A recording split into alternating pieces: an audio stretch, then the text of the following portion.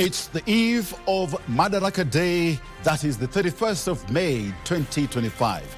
And you're just in time for the Legends Edition, coming to you live from Broadcasting House, Nairobi, Kenya. My name is Edmund Mudibo. Top in this bulletin.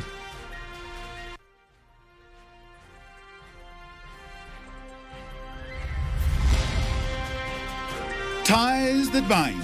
Kenya and Slovenia sign agreements on climate change, security, and economic development.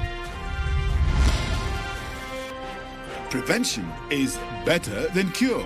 Kenya suspends nicotine product licenses pending fresh vetting of players in the tobacco industry. All set for Asego Kenyatta. Roads lead to Homa Bay County for this year's Madaraka Day celebrations. And vetting the referee. Parliament interviews nominees to the Independent Electoral and Boundaries Commission.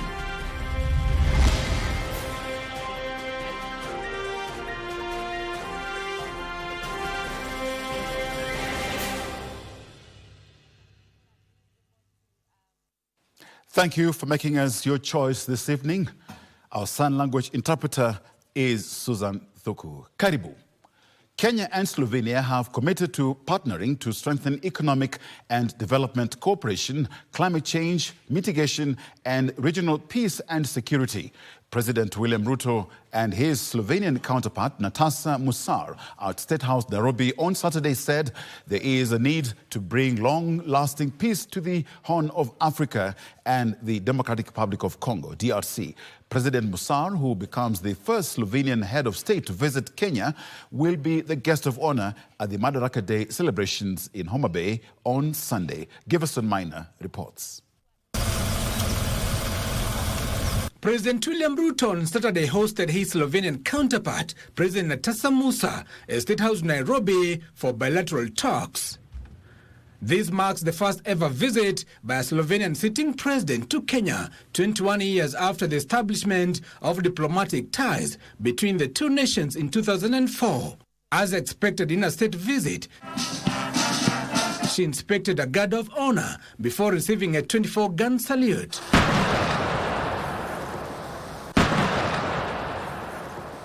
The two heads of state led their delegations in about an hour-long bilateral talks that culminated in the signing of various bilateral agreements, including a memorandum of understanding on political consultation. To provide institutional support of our growing partnership, we have signed a memorandum of understanding on political consultations, which will establish a framework for regular diplomatic dialogue and consultations on bilateral, regional, and global issues of mutual interest. President Ruto inviting Slovenia to partner with Kenya in matters regional stability, singling out an unending conflict in Sudan and South Sudan, where thousands of lives have been lost. I did also bring to Madam President's attention that the real big problem that we have is in the Sudan, where war rages unabated. There are two generals that have no regard for human life, and the war in Sudan is heading towards carnage, and it is already in the realm of a human catastrophe, and that all levers need to be pulled regionally and globally to stop the carnage, the human suffering, and the tragedy that is unfolding in the Sudan. We both believe in multilateralism. You know, the world is having a lot of problems nowadays, and believing in United Nations and international law and humanitarian law, this is something very close to my heart, and I know it's very close to the heart of your president as well. He also reiterated Kenya's commitment to deepening strategic partnership with Slovenia to advance shared interest in sustainable development, climate change mitigation, peace and prosperity. The Slovenia president, who is in the country for a 3-day state visit, is also expected to grace the Madaraka Day celebrations in Homa Bay as a chief guest. Givers Mana, Legends Edition, State House, Nairobi. The National Assembly Justice and Legal Affairs Committee has vetted all 7 nominated commissioners of the Independent Electoral and Boundaries Commission. The nominee for chairperson, Erastus Edung Ethekon, a former Turkana County attorney, was put to task on how he will execute his duties impartially, considering his close links to State House Deputy Chief of Staff Josephat Nanok. Ethekon defended his suitability to head the electoral agency, saying his relationship with the former Turkana County governor was professional and will not affect his performance. Erastus Edung Ethekon. Erastus Edung Ethekon, the nominee for chairperson IEBC, was the first to appear before the Justice and Legal Affairs Committee to defend his suitability to head the electoral agency. The former Turkana County attorney said his relationship with the State House Deputy Chief of Staff Josephat Nanok will not affect his performance at IEBC. I bring to the table my passion and commitment to this country to consolidate and entrench the democracy that we need for stability, for economic development, and for prosperity of this country. MPs also sought to know how the proposed chairperson will deal with the cost of elections. I still trust that our electoral system and laws that allow us from the polling station to protect our votes, that allow us to transmit our votes safely, I think they will work, and it's my role to enforce as the new chair. Registrar of Political Parties Anne Dirito defended her nomination as commissioner, saying her current position did not disqualify her, citing a ruling in 2014 by the then National Assembly Speaker that a public office does not fall vacant simply due to nomination but upon actual appointment. The law talk about appointment, and therefore the whole of this process will actually finally end up in the appointment, which now, and in the meantime, we are doing the process leading to appointment. Moses Alutalala Mukwana, who previously worked with the defunct Amani National Congress Party, had a hard time convincing MPs how his relationship with the Prime Cabinet Secretary Musalia Mudavadi will not affect execution of his mandate. Even animals in the jungle will tell you that one time they had an interaction with this other animal and this other animal. It is unusual that you'll have a nominee here who has never met anyone in the political field, never known anyone, and therefore he has just fallen from mass. Professor Francis Aduol, former Vice-Chancellor of Technical University of Kenya, committed to restore confidence of Kenyans in election processes by upholding the fairness and impartiality. If I become a commissioner and I'm confronted with a situation of conflict of interest, obviously the best thing to do is to declare interest. Good. And you declare interest? Mm-hmm. Others who appeared before the George Morogara-led committee are Mary Karen Sorobit. I don't think I'll be biased. It's my nature not to be biased because I discharge my duties professionally. And I want to believe at any time, at any point in time, each and everyone here must have interacted with a party. Hassan Nur Hassan and Fahima Arafat Abdallah. The Justice and Legal Affairs Committee is expected to table the report on the vetting next week. Gishoki Washira, Legends Edition. Ministry of Health has suspended all nicotine-related product licenses, giving all importers, manufacturers, distributors and marketers 21 days to reapply for new ones, a move that the Cabinet Secretary for Health, Edmund Duale, says will help reduce tobacco and nicotine uptake in the country. Duale was speaking during the World Tobacco Day celebration held in Eldoret, Uasin Gishu County, where he also saw the burning of over 5 tons of tobacco and nicotine products seized at the Eldoret International Airport since the year 2021. World Tobacco Day is celebrated annually on the 31st of May to draw global attention to the tobacco epidemic and the preventable death and disease it causes. This year's celebration was held in Eldoret, Uasin Gishu County, under the theme Unmasking the Appeal, Exposing Industry Tactics on Tobacco and Nicotine Products. It was here where the Cabinet Secretary for Health, Edmund Duale, ordered the suspension of all nicotine-related product licenses. the Ministry of Health, pursuant to the Tobacco Control Act 2007 and other applicable laws, hereby, and today I'm doing it, hereby suspends all existing licenses and import clearance related to the manufacture, importation, distribution, sale, all promotion of nicotine and related products with immediate effect. The CS added that the products were now becoming a serious menace in society, with data showing that the country's tobacco and nicotine prevalence stands at 8.5%, with children aged between 10 to 17 years being affected. These flavors they talk about, strawberry, vanilla, they've even flavored it with Cerelac. Now, if you flavor with Cerelac, who are you targeting? You are targeting the babies. You know, children. There are more than 16,000 unique flavors, frequently cited as the #1 reason why young people initiate the use. 165,000 children of the ages between 10 and 17 are using tobacco and nicotine products. And again, many Kenyans are dying this year, are dying every year. About 12,000 people die every year out of nicotine and tobacco products. The CS was accompanied by the Principal Secretary for Public Health, Mary Muthoni, and other officials. Also oversaw the banning of over 5 tons of tobacco and nicotine products seized at the Eldoret International Airport since 2021. And entities previously licensed are now required to reapply within 21 days and submitting full compliance documentation for consideration. Additionally, the CS signed a Gazette notice introducing 17 new graphic images that will be on tobacco and nicotine products to act as deterrents for users. Kasichana Masha, Legends Edition. It's all systems go in Homa Bay County ahead of the Madaraka Day celebrations on Sunday. Members of the public are expected to be seated by 6 a.m. while the gates at the Raila Odinga Stadium, the venue of the national celebrations, shall be open by 5 a.m. Achola Simon with the details.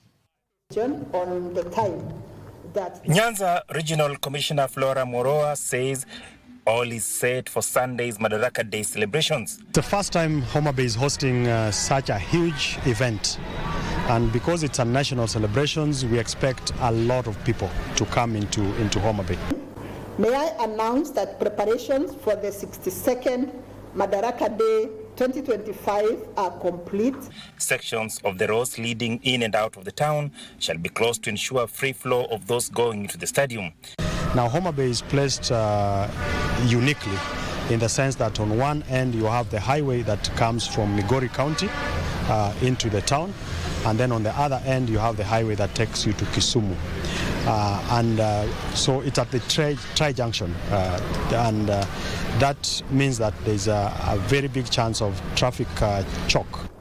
All motorists coming from Kisumu and Kendu Bay direction and heading to Mbita, Oyugis, Rongo, Kisii and Migori towns and have no business in Homa Bay town are advised to branch off at Olare and lead to Imbo Road before proceeding to their destinations.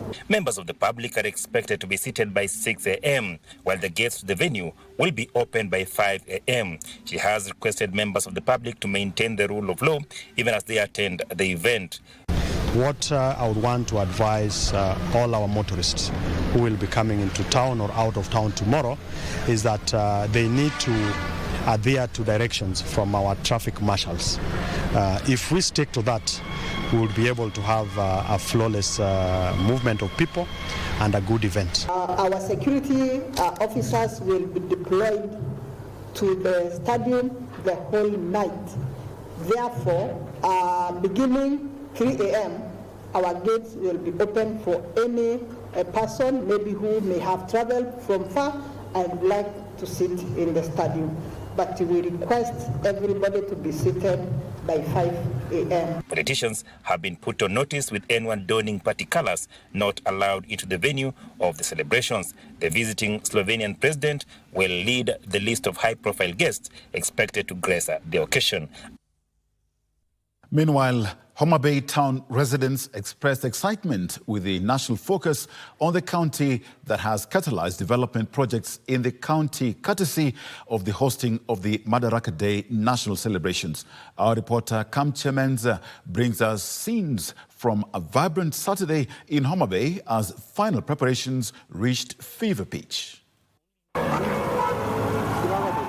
Homa Bay County remains upbeat as to its hosting of the national annual celebrations that will be held at the Raila Odinga Stadium.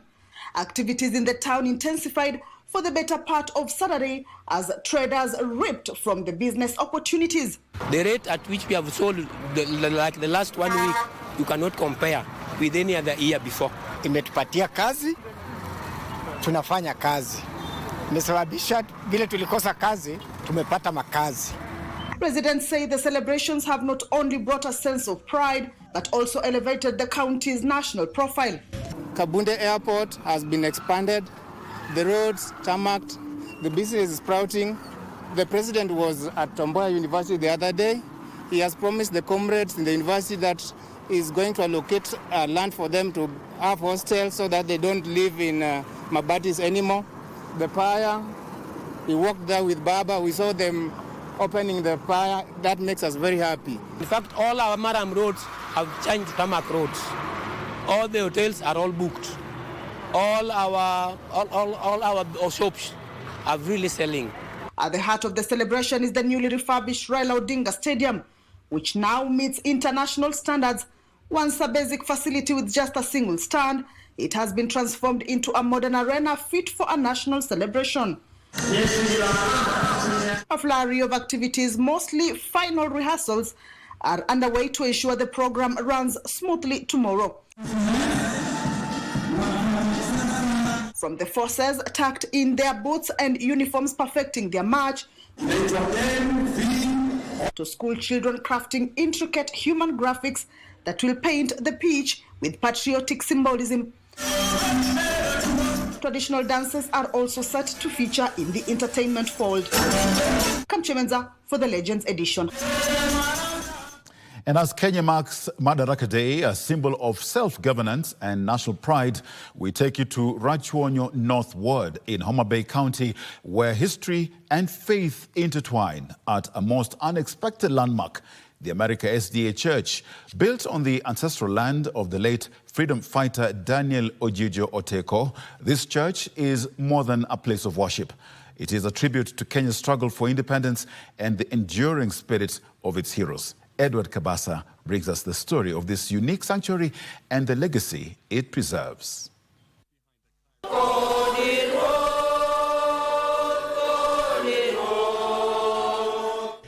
Nestled in the heart of Kanjira, Rachuonyo Northward in Homa Bay County, America SDA Church is more than a place of worship.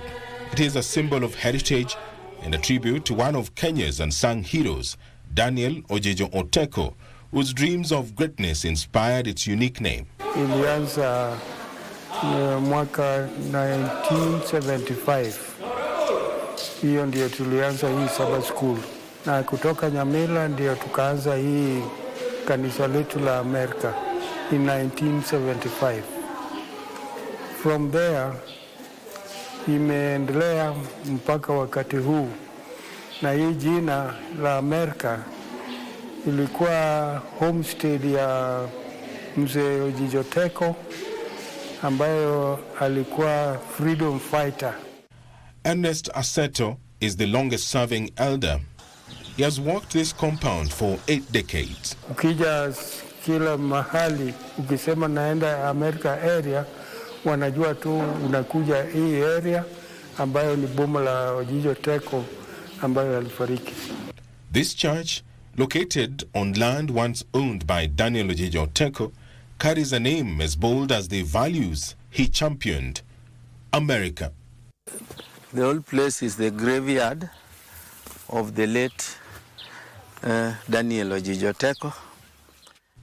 Kanjira location senior chief Eli Ojijo Obuya is the step-grandson of the late freedom fighter. He says his grandfather loved education, his country, and his community. Many have been named after him, many. And as you all know, you know Jijoteko Road in Nairobi, you know Jijoteko Road in Kisumu. Also here we have also Jijoteko Ring Road.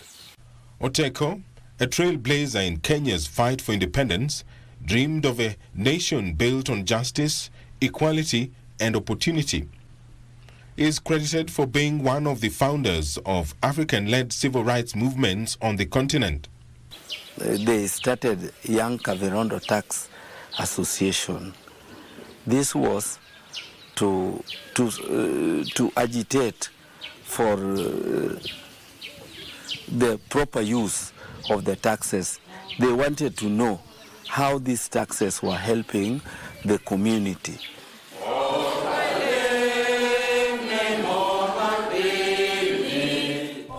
This community believes that a lot more can be done to elevate the name of the late freedom fighter.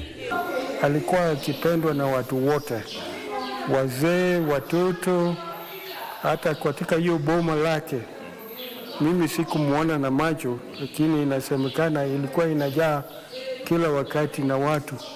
I would appeal to our government that the family or the community be considered for just a favor of a mausoleum.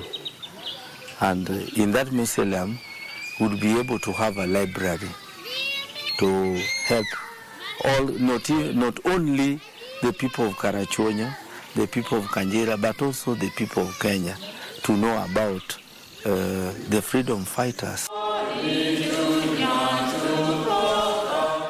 Today, America SDA Church embodies those values, serving as a hub for spiritual growth and community unity.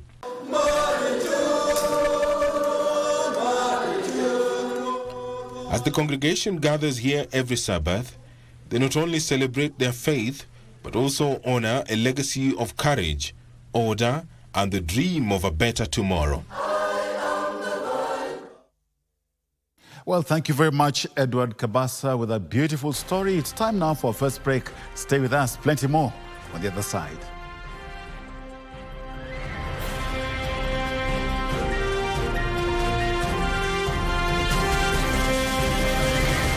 Je, umewahi kuwa na deni ya KRA? Basi usiwe na shaka. KRA wakishirikiana na KBC wamekuandalia roadshow murwa kabisa. Jiunge nasi tukufahamishe kuhusu KRA Tax Amnesty Program na jinsi utakavyoweza kusamehewa adhabu na riba na KRA. Pia tutakuwa tunakusaidia kujaza fomu za kodi za mwaka 2024 na kukusaidia na huduma za KRA kwa mtaa wako. Ijumaa tarehe 6 na tarehe 7 mwezi Juni tutakuwa na mobile clinic mjini Machakos, Club Leo Parking Space. KRA, tulipe ushuru, tujitegemee. Tracy, ulifikisha doza trip? Sijafikisha bado. Saving for retirement has been my biggest priority. So when did trip? Nilikuambia jua kali kuna do. Mimi venye nimejipanga na hii biashara yangu, sione nikiwahi sote. Trip bado tunaenda. Na by the way, do you save for retirement? Kwani mimi ni mzee? I'm still young and I've got plenty of time to start saving later. Then again, si watu wa jua kali, hatunanga hizo ma pension plans. Kwani ujui unaweza register with an individual pension plan yenye iko regulated na RBA? Inawakaje? Una deposit any amount of money at any time na uko guaranteed ukikuwa mzee. Maisha yako itakuwa nywe. By the way, nakushua ni ukweli. Hadi mimi boost savings zangu kwa scheme yetu ya job. Really? Nilijua siwezi kuwa kijana forever. Sis, usikose kujipanga mapema. Tutakuwa wazee wa maana. Hebu nionyesheni kuwa mzee wa maana. Ensure you save and plan for your retirement during your youthful working days. Provided you are earning an income, you can join a retirement benefit scheme registered by Retirement Benefits Authority and safeguard your tomorrow. RBA, safeguarding your retirement benefits. In a world where news is ever changing, staying informed is more important than ever. Join us every week on News Check, your go-to show for the latest in current affairs, breaking news and in-depth analysis. A warm welcome to KBC News Check. From politics to global events, we bring you content that matter to you. We're not just speaking about the governance and how we want to see it, but want to actually participate. Get your facts, hear from the experts, and really understand what is happening around you. We need to change our system first. You have to do the impossible to make sure the message is home. Stay ahead, stay informed, stay engaged. Will these people, everybody agree? Just listen to me. Let's give him a chance to clear the air. Catch News Check every Tuesday and Wednesday from 10 a.m. to 12 noon. Only on KBC Channel 1.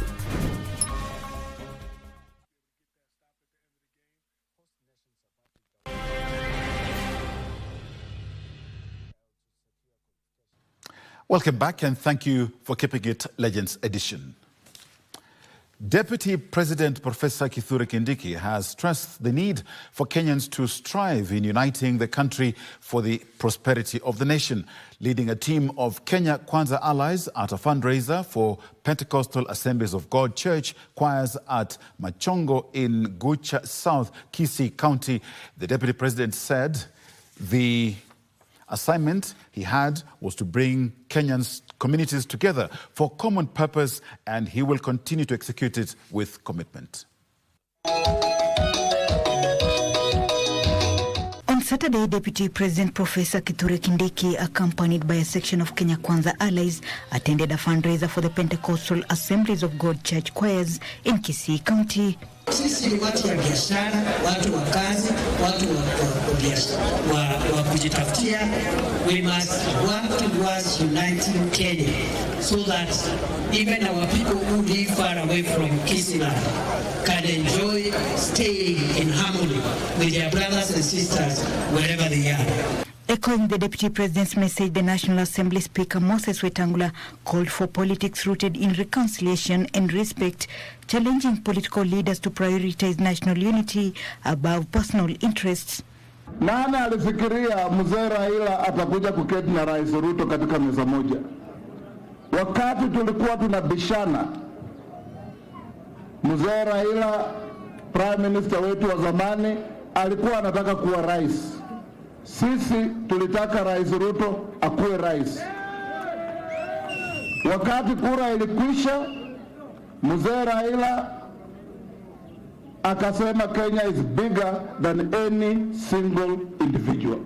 National Assembly Chief Whip Silvanus Osoro, on his part, criticized former Deputy President Rigathi Gachagua and his allies for undermining efforts in uniting the country. Wakati yako iliisha ukafukuzwa. Sisi tunataka kuambia wale watu wa machungu ambao wameshikana na watu wote ya machungu. Hata ukiangalia ni wale watu ambao wote wamepoteza kazi. During the occasion, the Kenya Kwanza leaders raised close to 10 million shillings towards the empowerment of church choirs in Bomachoge Church constituency. Martini Maslin for Legends Edition. Meanwhile, a section of leaders allied to the Kenya Kwanza coalition has urged Kenyans to shun tribalism and embrace equality for all Kenyans. Speaking in Narok West constituency during a fundraiser in aid of five-star singers, the leaders led by President William Ruto's assistant, Faruk Kibet, also faulted the Juja Member of Parliament, George Koimburi, accusing him of lying about his recent alleged abduction. Tilio Marco reports. A section of leaders allied to the Kenya Kwanza administration has cautioned former Deputy President Rigathi Gachagua against profiling artists. Iko vigaragosi vingine wakisikia kwamba watu yao wanaimba Kenya mzima, wanaanza kuwapea tahadhari ati hapana, msiende kuimbia watu wengine, mkuje tu muimbe hapa kwa mlima peke yake. Sababu mkiimbia watu wengine sisi tutaacha kusikia muziki yenu. Hiyo ni haki kweli? Sisi tunaomba tuwe wa Kenya. Tukija hapa kufanyia wao vijana watano, tuwafanyie bila kuuliza ni wa Masai. Tufanye tukijua wanaweza kuimba na nyimbo zao zikasikika na zikatambulika na wakawa watu wengine. Speaking in Narok County, the leader said the former deputy president is playing prefect in a democracy.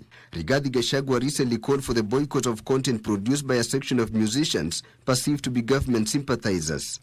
The former DP on Saturday carried on with his onslaught against the Kenya Kwanza leadership, calling on the electorate in the Mount Kenya region to vote out leaders allied to the United Democratic Alliance.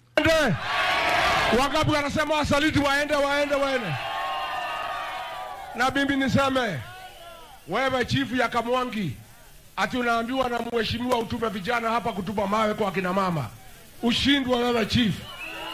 Hiyo hapana kazi yako. Rigathi and his allies have been accused of propagating tribal rhetoric and staging crisis to give the state a bad name.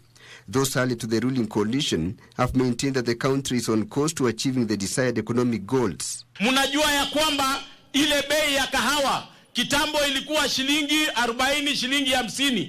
Saa hizi bei ya kahawa baada ya kufukuza wale wakora wote, saa hizi bei ya kahawa inalipa shilingi 140 mpaka shilingi 150.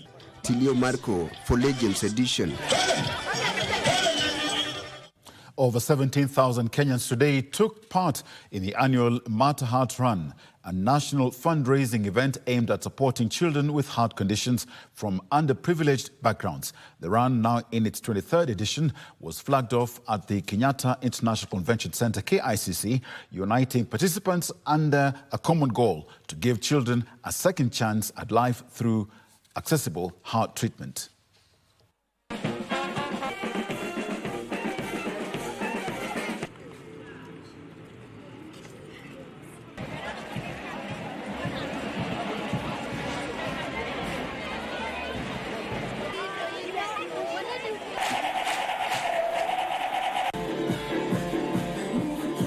This is an annual event whereby we collect funds to make sure that we help children who are from economically challenged backgrounds and they have been born or they have acquired diseases so that they can be operated to lead a normal life. Our interest involvement is just to make sure that we are part and parcel of this noble cause of bringing smile to the children who are less fortunate and them who are suffering from the various conditions. The Kenya Wildlife Service will be offering guided security services for adventure enthusiasts who are on walks, biking and hiking in the Ruma National Park in Homa Bay County. This follows the launch of the Magharibi Trail series that cuts across 5 counties of Siaya, Kisumu, Kisii, Homa Bay and Nyamira. KWS Senior Warden Augustine Ajuoga says the move will support marketing efforts for underserved tourist attractions within the western region. This is a Ruma National Park, part of the Western Circuit as Kenya gravitates towards promoting adventure tourism. Soles hit the ground and wheels crunch the dirt along paths demarcating the Ruma National Park in its maiden guided adventure under the Magharibi Trail series. The cycling team included a mix of domestic and international riders covering a total of 28 kilometers. While hikers went up the Ruan Sanctuary covering 14 kilometers. The experience is beautiful, exciting, and I would say so nice. While we're here, we're really enjoying seeing the local wildlife, and I hope we can outrun the buffaloes today. Other than the exhilarating experience, the Kenya Wildlife Service says the adventure promotes conservation efforts for the endangered rowan antelope. Currently, we have a number that is slightly above 30. Yes, and currently we have had recent births, so the population is growing gradually, and we are very happy and optimistic that in the next 2, 3, 4 years we shall have a viable population. Ruma National Park also hosts the largest giraffe population, currently standing at 800. To cycle around giraffes, that we've never seen in the wild before is quite a unique experience. It's really thrilling. So it's important if you're looking just to get out of your house, not only to just come, you're in the comfort of your hotel room and you're just watching the wildlife, or in the comfort of the vehicle and you're watching the wildlife. Now here you're cycling as you watch the wildlife, or you're hiking as you interact with the wildlife. The Kenya Wildlife Service hopes that collaborative efforts between communities and organizations will boost wildlife conservation efforts, while adventure draws income for hospitality industry players in the region.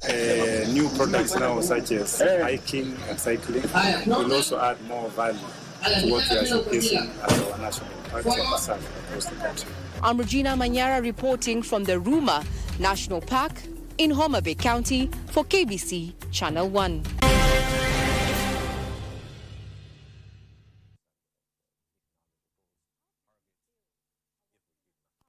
Especially when we are facing life's daily storms.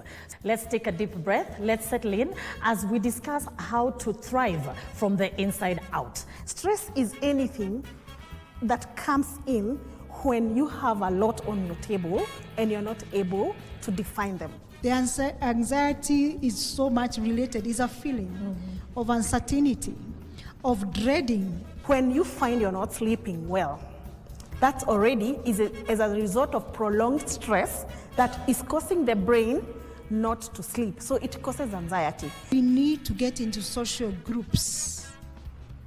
Don't be isolated. Get social groups. If it is apparent to your children, listen to them, sit down, get a break, let people talk. Suicide is as a result of a dead end.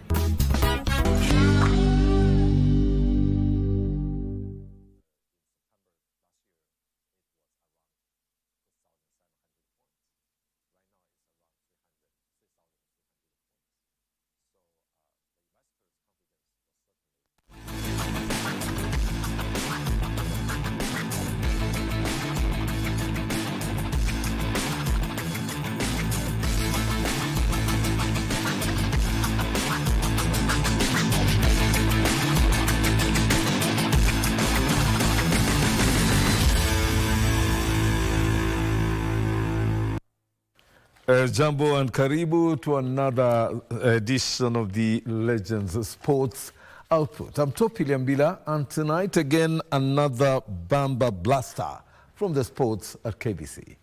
Now we start off with the Kipkeino Classic, where 4 Kenyan athletes today qualified for the 2025 Tokyo World Athletics Championships after they met the qualifying times during the Kipkeino Classic at the Ulinzi Sports Complex. They were led by 400-meter hurdles champion Wiseman Were, was unstoppable in his race. Olympian Lilian Odira, who won the 800 meters, and world under-20 champion Sarah Mora finished third to qualify too. Mercy Okech ensured the same in the 400-meter race, which she won in a new national record of 50.14 seconds. The 3,000-meter steeplechase World Athletics under-20 champion Edmund Serem was also in top form as the 6th edition of the Kipkeino Classic Continental Tour culminated at the Ulinzi Sports Complex to overcome a duo of Ethiopian challengers.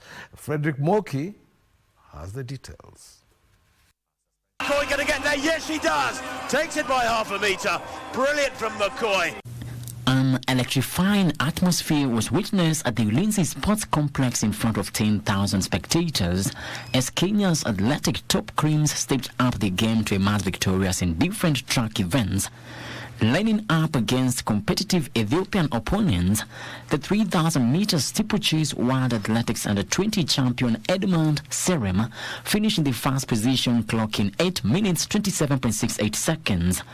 Ethiopia duo of Fikadu Dinka and Godana Gemenchu clocked 8 minutes 27.97 seconds and 8 minutes 31.82 seconds to settle for the second and third positions respectively. Na watu wangu, watu wa nyumbani, hiyo ilikuwa inanipea motivation. Nikisikia wakichia, even though kulikuwa na fatigue ya Rabat, tukimbia last Saturday, na hatukuwa tumetrain. So time nilikuwa nasikia wakichia, hiyo ilikuwa inanipea morale na motisha. So nikasema siwezi wa let down. Yes. Kumuona yeye na kijana wangu Amo Serem, ninafurahi sana kwa sababu na nilijaribu kwa Menda na nikawaambia kwamba hii ndio race ambapo sisi kama familia ya Serem tunafurahia sana. In the 800 meters women race, Kenyan Lilian Odira brought the Ulinzi Sports Complex to its feet with a long, bursting finish to emerge victorious. It's come off somebody's shoulder, then to be in the lead. Maloney working harder on the inside. She's not giving up, but coming down the outside and looking really strong is No Way. No Way battling away here with Odira. Who's going to get it? Odira's going to get it on the lead. Stronger over the last 10 or 15 meters. Meanwhile, the 2018 5,000 meters World Under-20 silver medalist Waithaka Mburu says he will intensify his training after finishing third in that race in 13 minutes 38.17 seconds. The race was won by Ethiopian Amare Haile Mariam, who clocked 13 minutes 34.02 seconds. His counterpart Tadesse Ayele finished second in 13 minutes 34.86 seconds. Nimekuwa nikitrain side za Saitama, Tokyo na timu ya Yakult. Last year sikuweza kukimbia vizuri juu ya develop groin injury yenye ilini keep out of the competition for half of the season. But wakati nimepona nimekuwa nikifanya build up vizuri, nimekuwa nikiprepare and I think it's the time to come back. Commonwealth and Africa's 100 meters champion Ferdinand Omanyala settled for the third position in that race, clocking 10.07 seconds. Australian Kennedy Lachlan won the race in 9.98 seconds, followed by South African Walaza Bayanda. For so long, Ronan Browning, I'm sure, will be watching on going, no, I wanted to do it first. But Lachlan Kennedy, silver in Nanjing, in his first indoor season, and then to maintain that form into this early season, to go sub-10, but to beat Ferdinand Omanyala and the world junior champion Bayanda Walaza. Frederick Muki for Legends edition. And that is fantastic for the 20. On the international scene, we have the Stockholm Marathon, where Onesmus Kiplimo led the Kenyan sweep in the Stockholm Marathon that saw the ladies' race dominated by Ethiopian athletes. Kiplimo completed the 42-kilometer race in 2 hours, 11 minutes, 34 seconds, 11 seconds ahead of compatriot Edwin Kosgei. Savalo. Silas Ugut ensured a clean sweep when he finished third in 2 hours, 12 minutes and 1 second. Two other Kenyans fell in the top 10, with Frederick Kibi finishing in 5th position and Jamal Kiprono in 7th place. Yulita Jepchirchir was the best Kenyan in the ladies' race, finishing 4th in 2 hours, 35 minutes, 37 seconds. The top 2 positions were taken by Ethiopian athlete Alen Sherwarge, who won ahead of her compatriot Sega Mulhabet.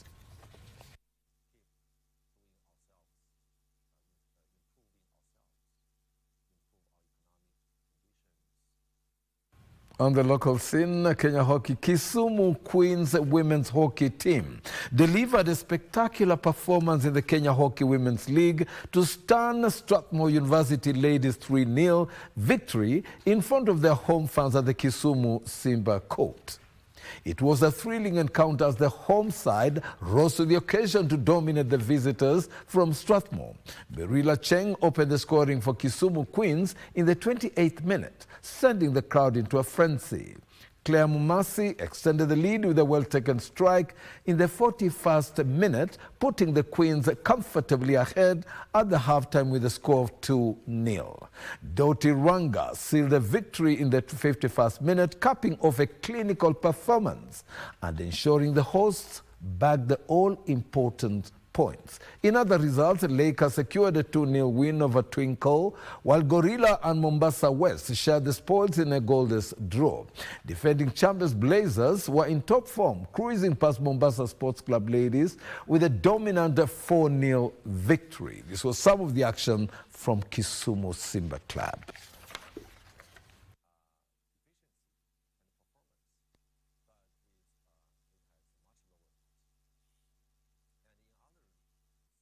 On football, Football Kenya Federation President Hussein Mohamed has expressed confidence in Kenya's readiness to host major continental tournaments, starting with the 2024 Africa Nations Championships, CHAN, and the 2027 Africa Cup of Nations, AFCON. The FKF boss made the remarks during the 9th FKF Congress held earlier today. Let's take a listen. Speaking at the 9th FKF Congress, FKF President Hussein Mohamed reaffirmed Kenya's commitment to hosting major African football tournaments. We are coming from a very difficult period and a very difficult process, but we are restructuring the organization. It's our first AGM. We're only 5 months in office, and it's important that we stay focused and that we continue to deliver for Kenyans. He assured delegates and football fans alike that Kenya is not only ready to host the upcoming tournaments, but many more in the near future. You have seen the penalties that we have received, unfortunately, from FIFA because of previous cases that we were not able to resolve in good time. This is in the previous administration, and I think our debt portfolio has grown significantly. This is a very, very big concern. For the first time, the audited accounts were presented without any alterations, and we have actually presented a true picture to Kenyans and to the general public, in the spirit of accountability and transparency. The FKF president also emphasized that the federation is working hand in hand with the national team's technical bench to ensure a strong and competitive Harambee Stars squad is assembled to raise the Kenyan flag high in the upcoming international competitions. The only way we can grow and the only way we can develop is if we tell each other the truth. We have had significant challenges in physical discipline or in discipline, whichever way you want to look at it, and this is what we must fix immediately. We are in talks with FIFA to reconsider the decisions that have led to those penalties, and I'll be talking to our government, who have been very, very supportive over the years as well. Beyond the national team, Hussein reaffirmed FKF's dedication to grassroots football, promising that talent development across the country remains a top priority in the endeavor to inspire a new generation of Kenyan footballers. In a handball report, GSU stamped the authority with a commanding 33-22 victory over Boomerang as the Kenya Handball League entered the penultimate stage today at the Nyayo National Stadium handball courts with some thrilling action. Enjoy. The disciplined GSU side got off a flying start, dominating the early minutes and cruising into a 21-13 lead by half-time. Despite a sprinted attempt by Boomerang to stage a second-half comeback, GSU maintained their lead and sealed the win with a comfortable 11-point margin. In another match, Moi Air Base and Wakada had a nail-biting encounter before settling to a 25-hole draw in a match that kept fans on edge of their seats to the final whistle. Former champions Black Mamba were in fine form as they dispatched Bungoma Polytechnic 28-19 with a renewed energy in the quest for success this season. We now move over to the pools, where Kenyan swimmers have expressed their optimism as the National Swimming Championship Camp qualifiers for the World Championships enter day 2 at the Kasarani Aquatic Center. 11-year-old Haya Shah, representing Kenton College, clocked a time of 2 minutes, 16.32 seconds in the 200-meter butterfly. She described the experience of competing in the National Championships as humbling and expressed her hopes of representing Kenya at the World Aquatics Championships. Max Kenyerezi, meet director of the ongoing Kenya Nationals, praised Kenya's preparedness in hosting the event, highlighting the high-quality pool and supporting infrastructure. He noted that the times recorded during the event will be considered in selecting the athletes for the upcoming Senior and Junior World Aquatics Championships. Let's take a look.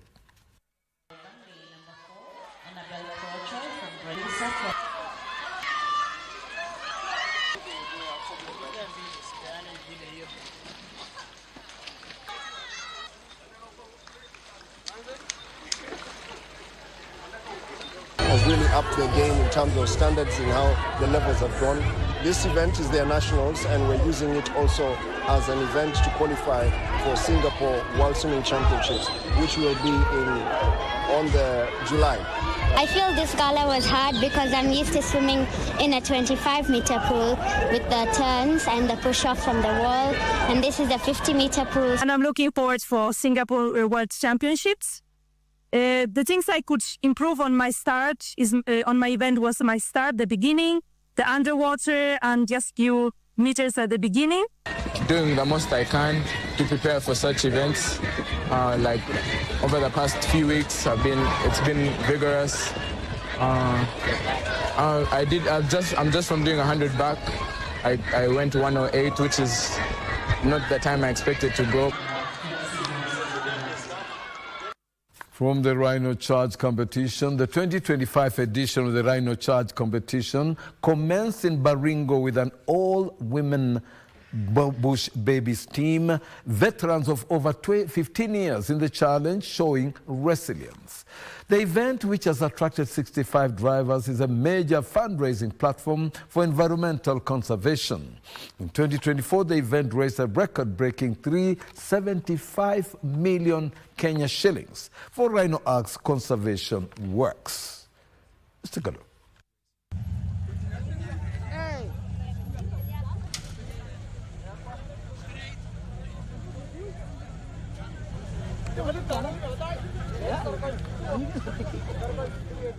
Quite interesting about that innovation is that it showcases how 4x4 vehicle can also be electrical cars.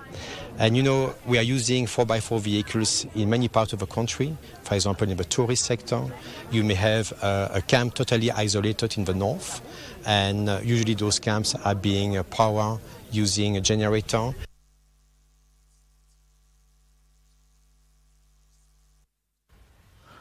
The Kenya Volleyball Federation National League Division 2 matches saw the Beast pull off a stunning upset when they defeated the league leaders Eldoas in 4 intense sets at the Nyayo National Stadium court. The Beasts stunned Eldoas by 3 sets to 1 of 32-30, 18-25, 25-21 and 26-24. In another match, Simlo delivered a commanding performance to cruise past Microspikes in a straight sets of 25-21, 25-12 and 25-23. And lastly, Chema VC delivered a clinical performance to overpower Kenya Navy in straight sets of 25-23, 25-22 and 25-20 to wrap up today's fixtures. Some of the action from the courts.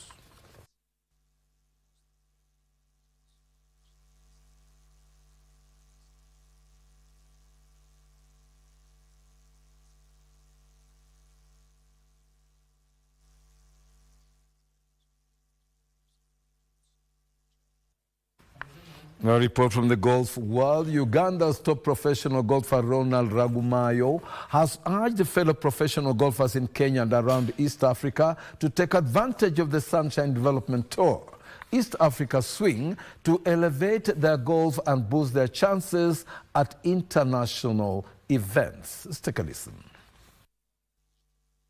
Ronald Rugumayo is among 90 golfers who have confirmed their participation in the first leg of the Sunshine Development Tour East Africa Swing, set to tee off on Tuesday 3rd June to Thursday 5th June 2025 at the Par 72 Thika Greens Golf Resort. When it comes to professional golf, the more you play, the better you get.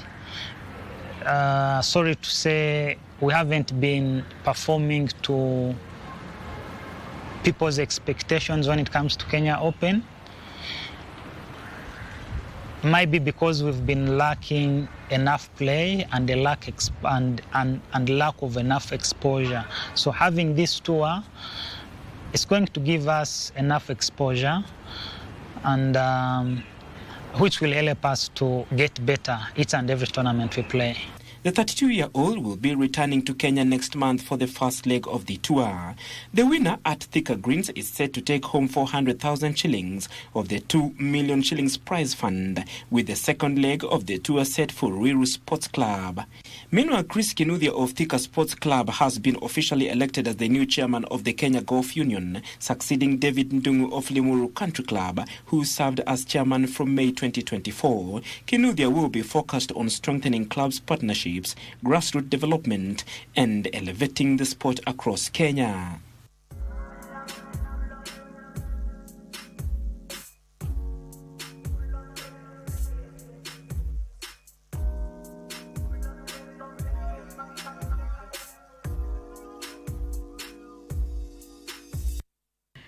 And now more on volleyball, but this time is on the beach. Beach volleyball will debut as a demonstration sport during this year's Fiasa Games scheduled in Kakamega in August, with Kenya and Uganda in action. This was announced today by the FIASA President Justus Mugisha when he called on the Kenya Volleyball Federation at the Nyayo National Stadium with a high-powered delegation in a meeting that was attended by, among others, the Kenya Secondary School Sports Association Vice President Maurice Okumu and the chairman of the Kenya Beach Volleyball Commission, Moses Mbuthia. This marks a new chapter in the promotion of beach volleyball in the region and signals a strong commitment to grassroots development and competitive excellence in the region, according to Moses Mbuthia. The Kenya Volleyball Commission will oversee the ground preparation for the sport, officiating, coaching, and training of staff and players' support. Let's listen in.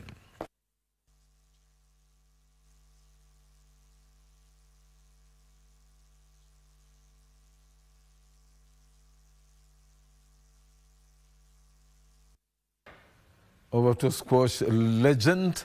Former East and Central Africa squash champion Asif Chaudhry is rooting for investment in the grassroots development, which will help in the revival of the sport and restore the country's winning glory. Asif, who is based in the UK, recently helped organize the Karen Open, a satellite tournament that brought together over 50 players. Let's listen in. Asif, who reigned as Kenya's top seed between 1979 to 1989 and was crowned the East and Central Africa champion twice, reminisces on the golden age of the sport and the factors that contributed to the country's success at the time. Fortunate that during my time, squash was having a boom. All the clubs that have courts were having tournaments. We used to have a tournament every month. But nowadays, even there are hardly any tournaments that happen. And it is only the efforts of individuals like myself and others that we managed to have at least 2 or 3 tournaments a year. Even the clubs league has died. There is no more clubs league when we used to have a league of 10 teams up to 10 divisions. My team, which we have been running this tournament, we are talking with clubs. We want to revive that now.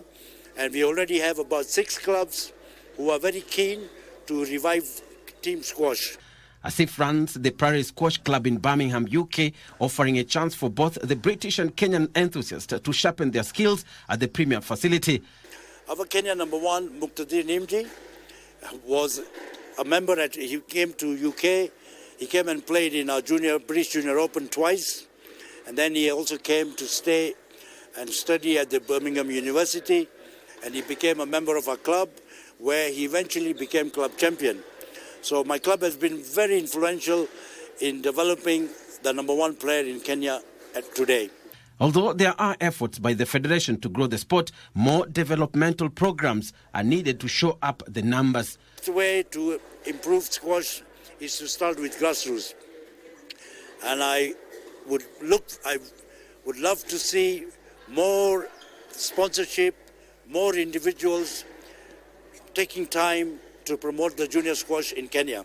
The only way we are ever going to reach the standards of the present top countries in the world in squash is if we start with our juniors today. With Kenya being known for its world record-beating athletes, the production of quality squash players is also possible, a mission that Asif is keen on achieving, adding that the refurbishment of the abandoned courts and formation of a competitive league is critical to the sport's revival. There are 150 squash courts in the radius of 30 miles in Kenya. I feel ashamed to say some of these have been changed to gyms, some are being used for storage, and some are just lying idle.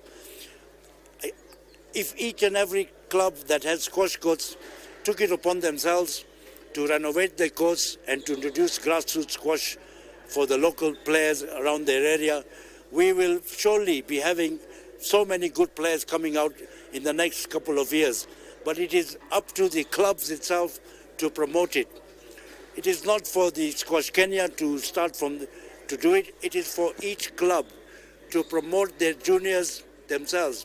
Squash was readmitted to the Olympic Games and will be one of the disciplines at the 2028 Games. There are not many countries that are going to be able to play. These days, the top players are invited to play in such tournaments. And for us to raise our standard, we need to start from grassroots. But there are other tournaments. We have the British Junior Open, which is hosted by my club in Birmingham at Western Priory. And for a start, I would love to see Kenyan entries there in the next 2 to 3 years, even if it means they are coming for under 15, under 13, under 11, because that's where they start from. If you see the example of Egypt, in Egypt, when they have a junior tournament, the entries are sometimes even running in hundreds. Despite the contraction of the limited slots, Kenya and African players are relishing for their chance to play in the late 2028 games. Bernard Okumu, Legends Edition. And now for the soccer lovers, it will be a Champions League final tonight, where PSG will be seeking to showcase a sparkling performance when they face a three-time UEFA Champions League winners Inter Milan in tonight's final at the Munich Football Arena. Both teams have had a fantastic run to the final, slaying giants along the way. PSG knocked out Liverpool 4-1 via penalties in the last 16 before they eliminated the Gunners Arsenal 3-1 on aggregate in the semi-finals. Inter Milan, on the other hand, eliminated Bayern Munich in the quarter-finals 4-3 on aggregate before they met Barcelona in the last 4 to progress at 7-6 on aggregate and would stop at nothing to get a fourth title. PSG, on the other hand, are on the brink of glory tonight, where they hope to lift their first ever trophy after a disappointing final in 2020, where they were beaten by a solitary goal by eventual winners Bayern Munich. So stay tuned.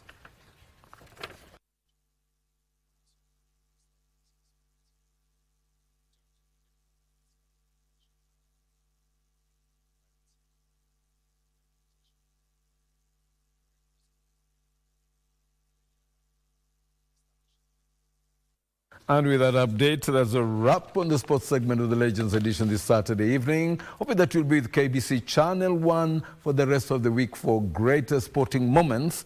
Until next weekend, Saturday, for another Legends Edition update, it's Topi Lembila saying, ciao, and over now to Edmund to wrap up tonight's edition.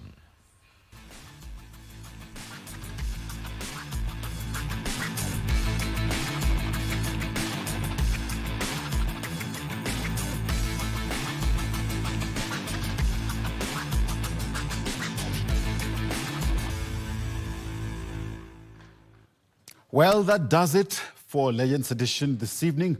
Our sign language interpreter has been Susan Thuku. I'm Edmund Mudibo. Stay well, stay safe, God bless, and happy Madaraka Day.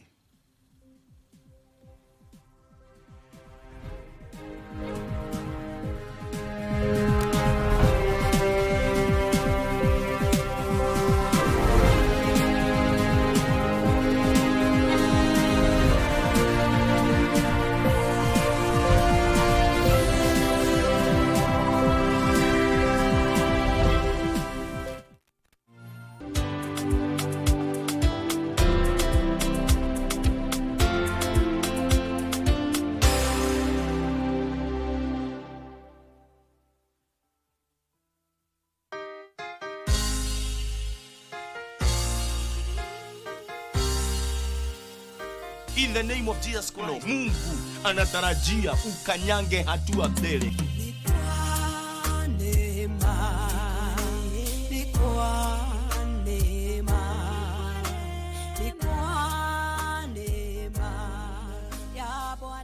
Wengine wametawaliwa na uchawi, wakati wao umefika. Wewe umenitazama siku ya leo. Neema na kibali cha Bwana kikawe juu ya maisha yako.